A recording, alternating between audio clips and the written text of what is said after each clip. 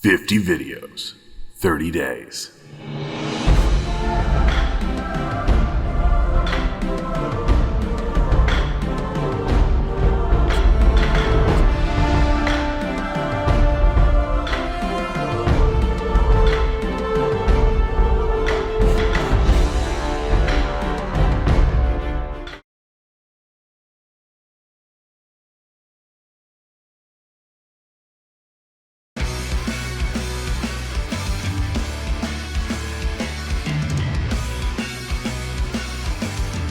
Hello and welcome to Tech Dive AV Club. This tutorial is a little bit more complicated than some of the ones we've done in the past, and it's not that this is too hard for you to do. It's actually pretty simple.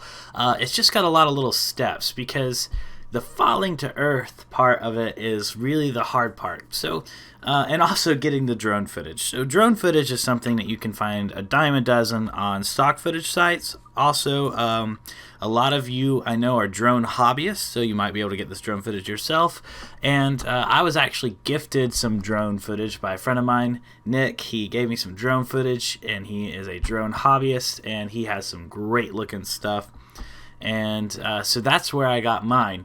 And the first step is to actually use Google Maps. So I'm using Google Maps under what I believe to be a fair use. I'm not selling map data or anything like that. You do need to credit Google Maps if you use them, so that is something to keep in mind. I'm not promising that you won't get any retribution from Google, but it seems like this is under their fair use. I'm not a lawyer. Do that with what you will. Anyway, so first you need to go to satellite view in Google Maps and get the location that you're zooming into, and then you need to take the labels off of that location. Now, here you have the location. And with Google Maps, there's a little bit of pixelation when you zoom all the way in, but that's just kind of what you get when you have a satellite looking down on the earth like this. So this is a sacrifice you have for not being a Hollywood plane and being able to get actual super high aerial footage, higher than drones can go. But this is going to be the source footage here. And then you want to hit F11 on your Google Maps, so that way it'll fill up the whole screen, because you're going to screen capture this, so you want to get it as big as possible, so you're getting as much of the screen as possible. So you can use a capture tool like Vegas Screen Capture or OBS, which is a free screen capture software. OBS is something that's working for everybody right now. I know the Vegas Screen Capture software is a little bit new and is not working for everyone at the moment, so just do with that what you will. But as long as you got a screen capture that'll get a good high quality screen capture, you should be good. Now, just make sure your presets are set to high quality.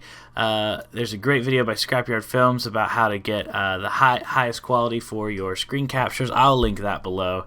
But another thing you need to make sure you have is when you're screen capturing, you need to make sure and turn your mouse off. So right here, this capture cursor, that needs to be off. If this is on, then you'll be able to see the mouse. If it's off, you won't be able to see the mouse. So for this part, I have the capture cursor off, so that way the mouse won't be seen. That's why I'm invisibly clicking on the screen. I'll have capture cursor back on when we're doing the actual Vegas tutorial part. So here we go. So now this is the part that gets extra tricky. Have you heard of auto hotkeys? Auto hotkeys is something that I will link below. But with auto hotkeys, you can actually program what your mouse and keyboard do. The reason you need to do this programmatically is because to do a zoom to earth, if you just scroll your mouse wheel, you're zooming, right? And so you can just scroll your mouse wheel up and down, so you don't have to use auto hotkeys. But I wanted to programmatically do it because I wanted to make sure that it was a steady scroll. So I will link this in the description below as well. So if you install auto hotkeys, it's a free software that lets you create hotkeys programmatically. I have it to where if you hit Control J, then it will loop for 100 times this command, where the mouse wheel will move one click, and then it will rest 60 milliseconds and then do another click. This is what I found works the best for me. You can tweak these numbers however you want, but if you just make a text file that is saved as a .ahk, and then you run it in your auto hotkeys, which has to be installed on your computer, then when you hit after it's running, then when you hit Control J, it will do this. So what I need to do is I need to take my auto hotkeys script and run the script. And after I'm running the script, now I'm going to kind of get centered on here, leave my mouse in the center, and like you shouldn't be able to see my mouse right now, and that's intentional. But my mouse is in the center of the screen, and then I'm going to hit Control J, and it's going to zoom out, and zoom out, and zoom out, and zoom out, and zoom out, and zoom out. And then kind of don't touch anything for a second. And there you go. There is your source footage. When you've done that, you've now collected. You can hit F11 again, get out of Google Maps. You have recorded the video you need. Alright, so we're in Movie Studio 16 Platinum, and I've got my footage here. This is my drone footage that my friend Nick gave me, and this is my Google Maps footage similar to the one we just captured. So there's a few things about this Google Maps footage we got to fix. First, I got to cut off this front little part here where I didn't get everything the way I wanted. So here we go, and there's that. Let's see.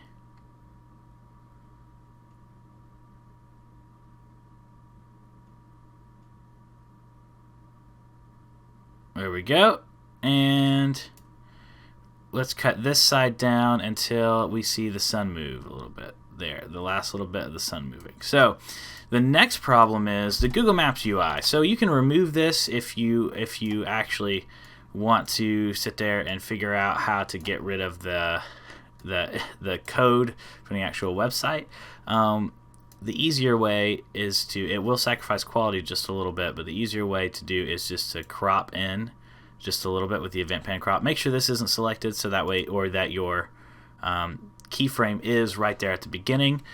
But go ahead and go to event pan crop, this button right here, scroll in with the corner, and grab just inside of this little box right here, just inside, zooming into the center because you've centered your footage. That way you've got no Google UI, and it looks a little more like a camera now. And now we're just about there. The next step is to right click and reverse. And now it's going to get a little choppy because when you have it in, when you're playing it, a reverse clip, it's always has been historically a little choppy when you reverse a clip.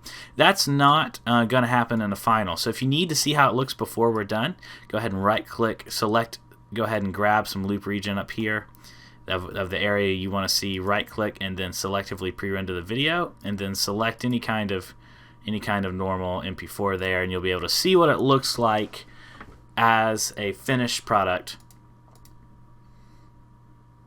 before you're done. It'll give you a more clear picture.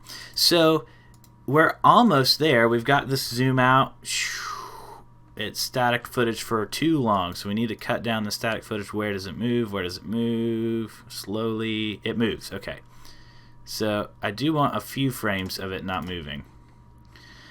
And then, so now if we arrow through,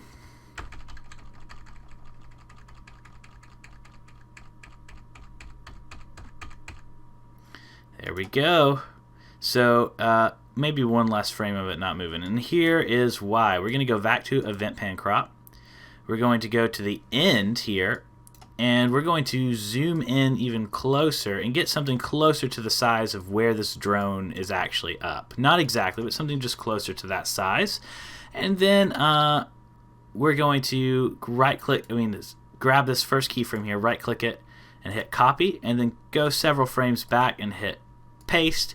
So now we've got a little bit of a movement here. You can right click this and hit smooth if you want to help this little transition be less linear and more smooth. But then that'll continue the zoom for you. you kind of want to start it right as the video itself stops zooming. So just a few frames before the video itself stops zooming. And then you kind of arrow through here to see how that looks. It keeps going now, and that's awesome. So then we can crossfade here and give it a check with your arrow key to find kind of that perfect little zone there of what you're looking for the crossfade. Maybe a little bit less. Just depends on when everything kind of bleeds together. A little bit more. Alright, now the next thing, this is a very important part, go to your Transitions tab and look for, sorry, it's a little different in Pro. Let's see, look for Cross Effect. There we go, Cross Effect, and drop it there, right here over the natural crossfade, and that will give it a little bit more of a bleed look. Maybe a little bit less there. If we move it over, it'll naturally lessen the crossfade. Oh, no, actually more. I want more. There we go, and it kind of lets it feel like you're kind of whooshing into your drone footage. So now if we give it a watch, we can see here it's going to be a little choppy, like I said, until the final render, but whoosh, you can always kind of arrow through here to see what it's going to look like. Whoosh into your drone footage as you descend onto the earth. You can do any more tweaking to either one that you want. In Vegas Pro, I did suggest up-resing it. Right now, Movie Studios doesn't have anything that does that. You might try and sharpen it if you're having issues with it looking a little blurry after the crop. But that is how to fall to the earth with Movie Studio 16 Platinum and a few other softwares to help us out there. So thank you so much for watching. I do have a Udemy course if you want to learn editing from scratch in Vegas Creative Software, mostly focusing on editing theory, but it's all done inside of Vegas Creative Software. Also, subscribe to this channel, look for more tutorials in Movie Studios, and anything you buy through our affiliates links helps out our channel a ton. So thank you so much for watching. I'll see you next time. Oh, I did want to say that this is the one of the videos in our 50 videos in 30 days marathon we're doing. So thank you so much for watching. Hit that bell icon so you don't miss a single